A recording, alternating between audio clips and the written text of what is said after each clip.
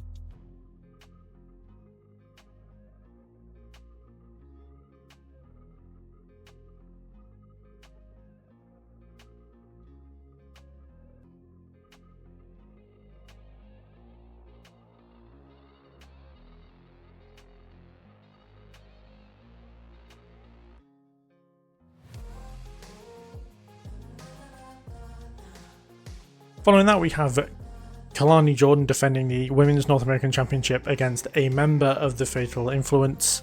For me, it makes sense that it would be JC Jane, but it wouldn't shock me if it was Fallon Henley.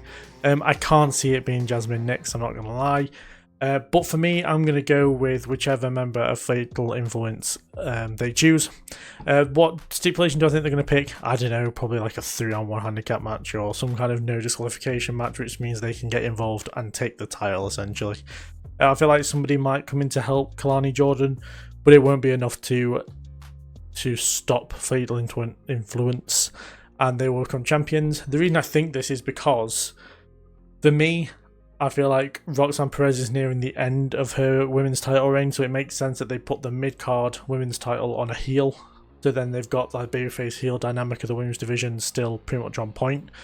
Kelani Jones had a great run. I feel like, she's really established the championship. But for me, if anyone's deserving of a championship within this match, it's probably JC Jane, as she's been like a top star and incredibly loyal to NXT for quite a while now. She definitely deserves that single titles run. So for me, it just makes the most sense as far as heel face dynamics that a member of Fatal Influence should get the win here. But for me, I'd have it be JC Jane, but as I said, it could be Henley or Jane in my opinion. After that, we have Tony D'Angelo defending the Men's North American Championship against Femi in a TLC match, or a Tables, Ladders and Scares match, if you will. For me, very much looking forward to the fact that we get in a TLC match. I very much miss the stipulation and feel like it should be used a lot more than we have been getting it on the main roster recently.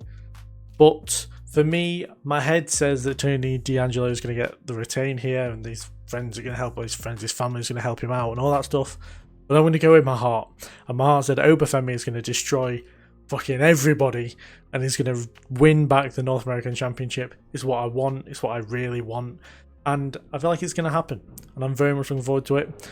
As I said, the match itself I'm looking forward to just because of the stipulation. I'm not the biggest fan of Tony D'Angelo, and I feel like I'm kind of not really going what predictions are all about because I'm going more for heart over head. But yeah, for me, Femi to win back the North American Championship, as I feel like he is a better person to have the championship on than Tony D'Angelo.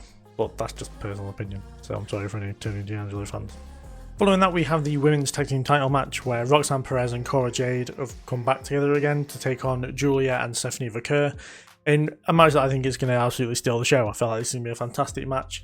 If the referee is very lenient with the rules and just kind of lets them go, this could be one of the better matches on NXT's calendar year. But for me, I'm going to go with Vaquer and Julia to get the win here. It makes the most sense. There's no title on the line or anything.